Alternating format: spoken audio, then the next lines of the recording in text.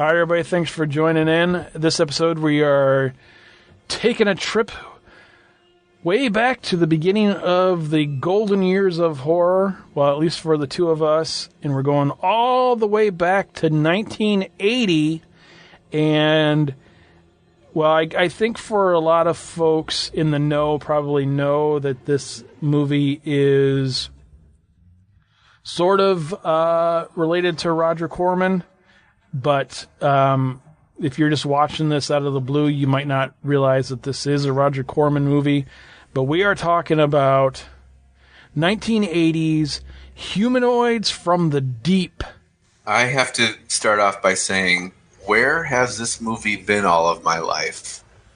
Because I think I searched. I thought I found every single sea monster movie from, going back to like all the Jaws ripoffs like Piranha and Tentacles and even I watched some really obscure crap like Up From the Depths, which was a terrible, terrible movie, but we won't even get into that. And then there was even a movie called Monster that I saw, and it's not the monster that we're talking about here, but it's a whole different movie that was supposedly based on a true story, which if you watch the movie, you're like, yeah, right, whatever. But anyhow, we're looking at Humanoids from the Deep, and I literally could not believe that I had not seen this film, because watching it, it seemed like something like I would have watched over and over and over again back as a kid. And, I mean, did it have that vibe to you or what? Oh, yeah. It's weird, too, because I am surprised until you had suggested it, because when you had suggested it, you were like, hey, let's watch this Roger Corman movie, Humanoids from the Deep. And I was like, that's not a Roger Corman. I've never heard of that before. And then when I started digging around and I found it, and I was like, because I looked for it on Shudder, and it comes up when you type in like Humanoids from the Deep, and I was like, okay, cool. But then when you're watching it, it's like Monster is what the title comes out as, and I was like, wait, is that the right thing? And then in real small print underneath it, it says Humanoids from the Deep, and I was like, oh, okay. And then not only that, but then. So then Roger Corman's not credited anywhere in the movie. And then it's directed by a woman, like from 1980. A horror movie in 1980 directed by a woman? I mean, that had to have, was this the first horror movie directed by a woman? Well, it might have been. Yeah, because I mean, like you think like the other woman director is from it was a woman who directed the original Pet Sematary. I can't think of her name off the top of my head. Yeah, so that would have been, what, 86? 89. 89? Okay, yeah. So, okay, yeah. So way later. Yeah, I mean, there had to have been, I'm sure there was a couple in there, in between there, but if there was any before 1980, I would be surprised. I mean, for one thing, being a woman director back, I mean, in the 80s, I mean, you think, oh, that wasn't that long ago. That was a long time ago. That was a long time ago. And especially like in Hollywood and stuff. Yeah, I get Hollywood's very liberal, but I can't imagine that a woman was directing horror movies. I mean, I could be wrong, but yeah, that just threw me off. I was like, what? Yeah, yeah, it's pretty funny because, I look at the cover art, like the poster art or whatever, and gosh, I mean, you look at that and it's like, I must have seen that a million times at a video store probably. Or is it just like, it looks like every other film from like the 70s and 80s that you saw in the box art? I don't know. But for whatever reason, this movie escaped me. And I've heard rumblings about it all throughout my, obviously my horror fandom as I've gotten older, and I try to really seek out these movies that I've never seen before. And Humanoids from the Deep always popped up as, one of those cult classics and everything. And I never took the time to check it out. And I don't know what it was that finally got me to decide hey, we need to check this one out. But I did. And as soon as I watched it, I was like, my goodness, this is like every single movie I watched back as a kid. It's like, how did this one escape me? It's like total 80s cheese, terrible acting. Monster movie with all kinds of boobs and blood, and it was just like, and it was a really tight production. It just seemed like it was really well put together. I mean, it was, again, it's like a B movie. I mean, if you're going into this looking for an Alfred Hitchcock level horror movie, then you're looking at the wrong film. you're looking for a B movie about sea monsters, then this is right up your alley. And I mean, it just was so entertaining. Well, I will say a couple of things right off the bat with it, just to give a heads up, because if you're like us, then you may have not have heard of this movie before us talking about it.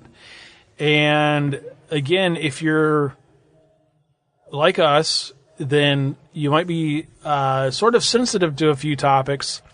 So there is a few things you need to be aware of going into this movie, which I'm sure these were done as pure shock factor items, kind of like talking points. Oh, let's create a buzz with this. So, number one, and spoiler, I'm going to go ahead because I'm going to spoil the first two things that happen in this movie. Number one is they kill a kid right off the bat, which serves zero purpose for the movie, like doesn't do anything for the story of the movie at all. And then the second death in the movie is they kill not a dog, they kill, I don't know, 185 dogs or something, it seems like. Right. They killed like pretty much every dog in this town. Again, does zero for the story of this movie. And then number three, again, this is all like within the first 5 minutes of the movie, there is this racist undertone that is happening in this little town that takes place. I mean, it goes through like the first like 20 minutes of the movie, I guess this does. Doesn't move the story along, doesn't serve what a is purpose. The racist scene? I don't. The guys against the Native American. That's right. I mean, they called him an Indian in the movie, but against the Native American. I mean, it served zero purpose at all. But yeah, the guys against the Native American, and there was only one Native American. I'm like, where's all the rest of the, where's the rest of the Native Americans and stuff? Because they could only afford one guy, and I'm sure the guy was an Italian that was playing him anyway. But totally forgot about that. But because it served zero purpose. Because I will be very honest with you, the first time I watched this the other day, I almost turned it off. Really? Like 15 minutes, and I was like, because like the kid dies, I'm like, what? And then all the dogs die, and I'm like, and not only did they but they kept like showing him like the one guy's like carrying around, because all of these dogs except for one dogs die, and then they're like, oh fuck, there's a dog left. We gotta kill that fucking dog. So then they kill the one dog. And then, I'm like, oh, come on, what the hell is this? And then they're all like, oh, we're going to burn your teepee down. I'm like, what the hell is going on with this? And then, but as long as you can make it through that, and again, that's like the first 10, 15 minutes of the movie, if that, maybe 5 minutes of the movie, then, then boobs come out, and then... Well, then I have to also admit there is another offensive aspect of this film, is that the monsters, the humanoids is whatever you want to call them, they kill all the guys in this film, but then they rape all the women. So there's these really bizarre rape scenes in this film where basically... But see, that's the thing with those is you didn't realize they were raping the women until they tell you at the end of the movie, oh yeah, they're raping they're actually raping the women is what they're doing. Well, I want to say something kind of interesting too. I've never seen this film until we reviewed it. So I've only seen it once, and I need to go back and watch it again.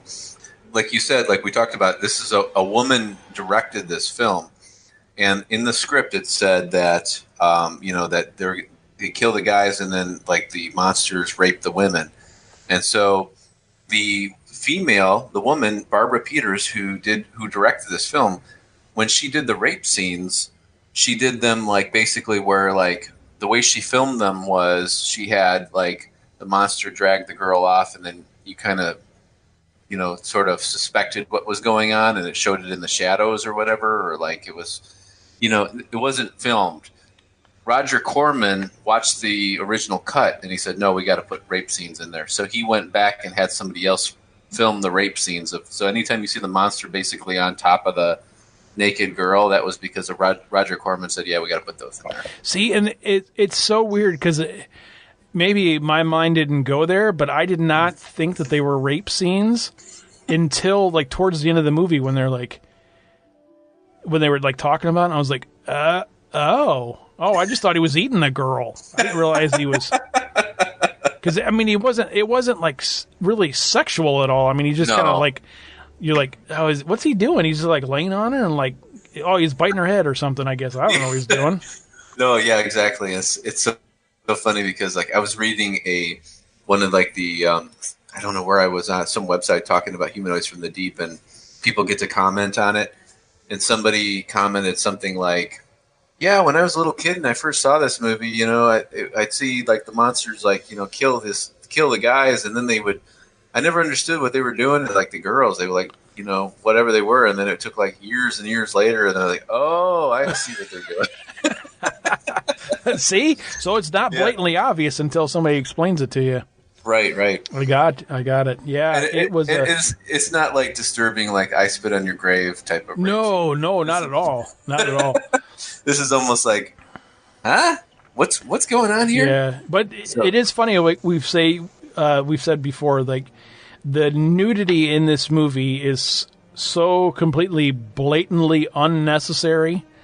Oh yeah. Like the one girl that got naked, like was it the last one? Because I mean, there's not a lot of boobs. There's 3 sets of boobs I think in this one.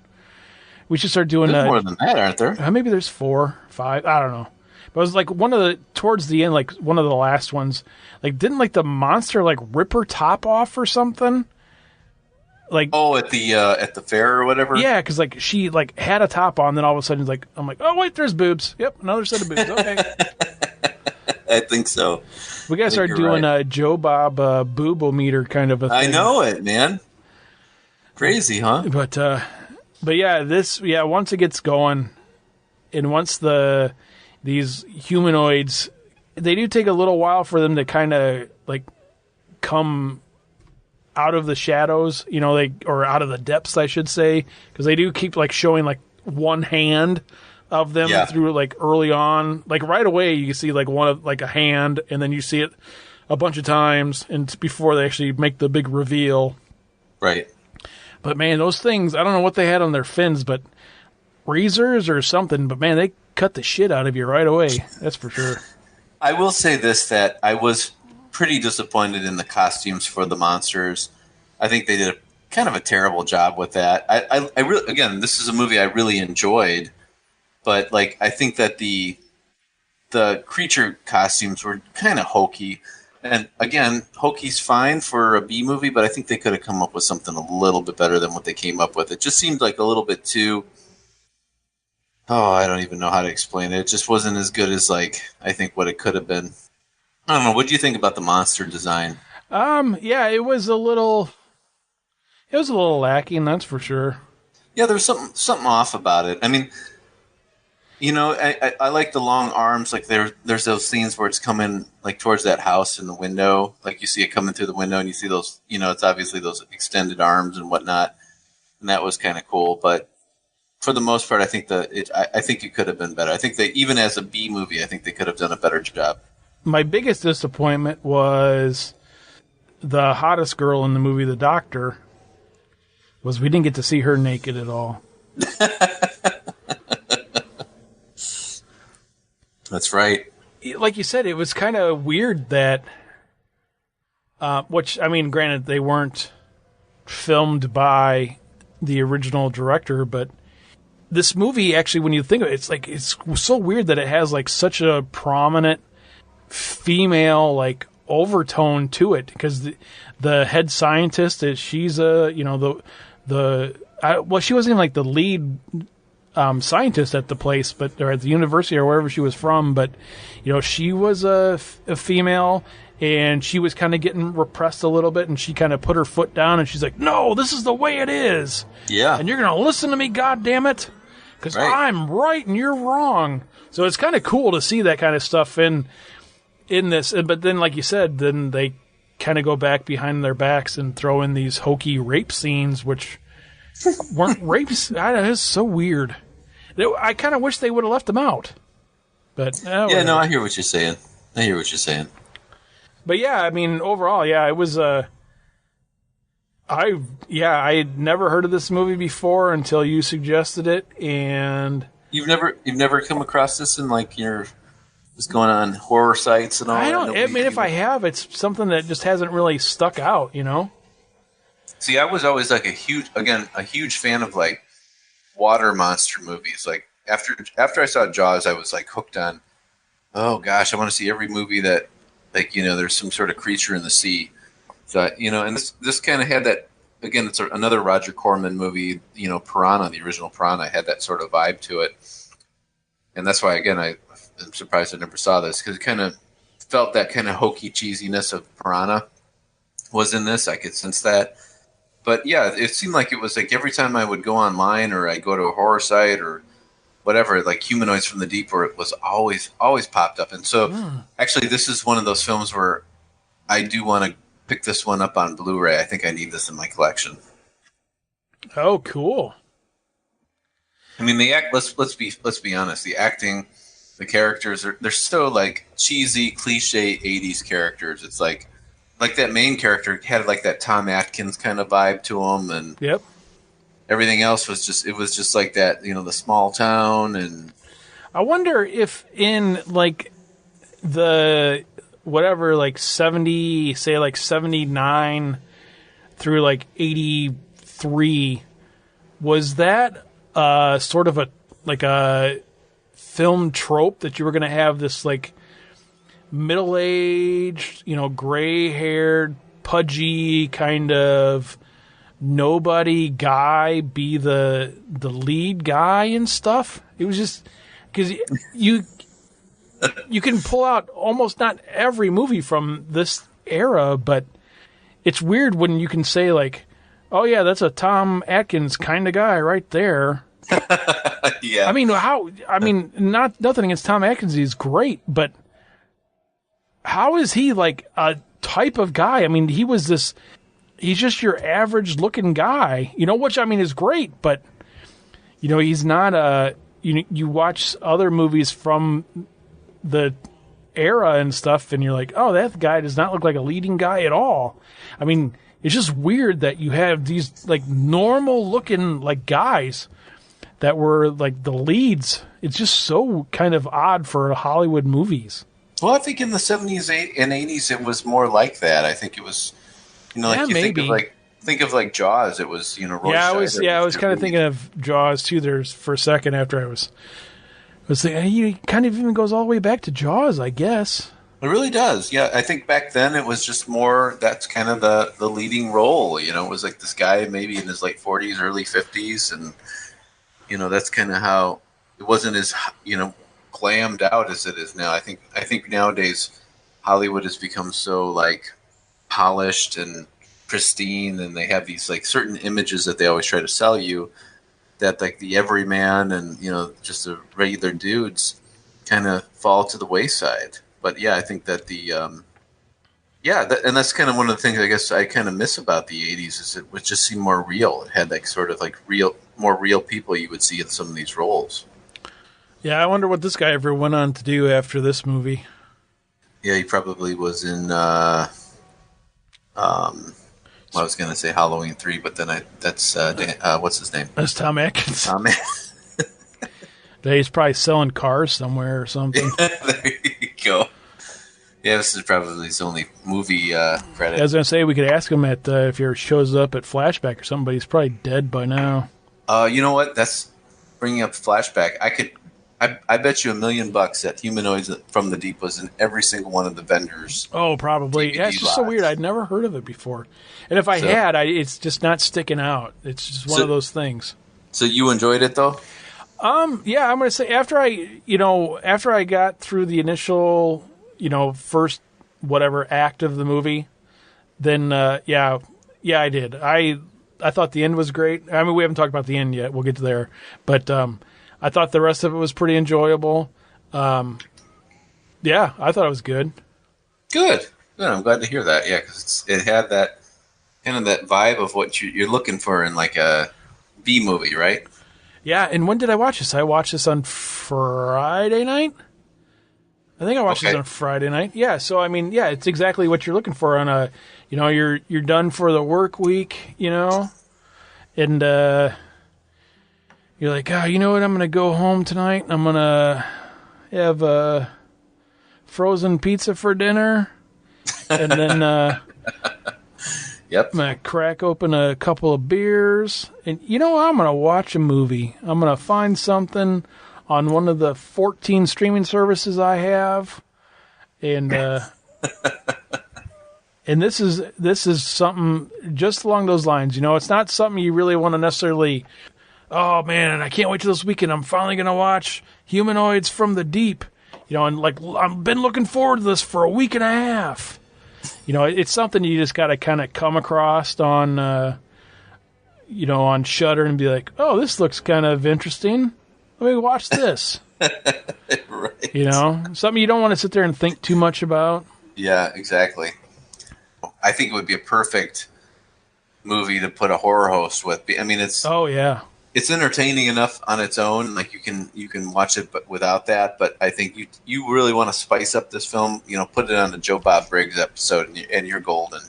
I mean it's because again, it kind of falls under the category of like Q, the Winged Serpent, which like that film was enjoyable enough on its own, but you put in Joe Bob Briggs to kind of break it up a little bit, and you're like, oh, this is great. I think this would fit perfectly in like on his show, or I'd say Svengoolie, but Svengoolie doesn't really go this far into. No, he wouldn't touch this one with a 10-foot pole. Yeah, I know he'd keep warning, keep your kiddies away from the TV for this one. Man, I would love to come across some old Svengoolie episodes before he started doing that. Yeah. Somebody's got to have some out there.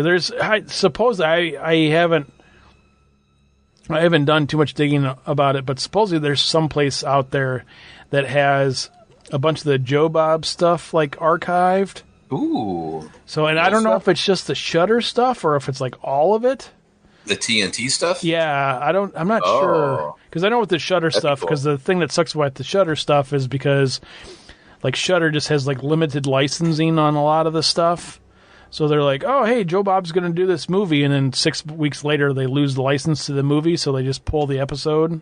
Right. But somebody was saying somewhere that they have a bunch of the Joe Bob stuff archived. But I don't know if it's, like I said, I don't know if it's just the Shudder stuff or if it's everything. Because like the Monster Vision stuff would be awesome. Yeah, that would be awesome. It's like Svengoolie, so it'd be cool to find like some Svengoolie episodes because I don't even know if there's any like full episodes of Svengoolie on YouTube.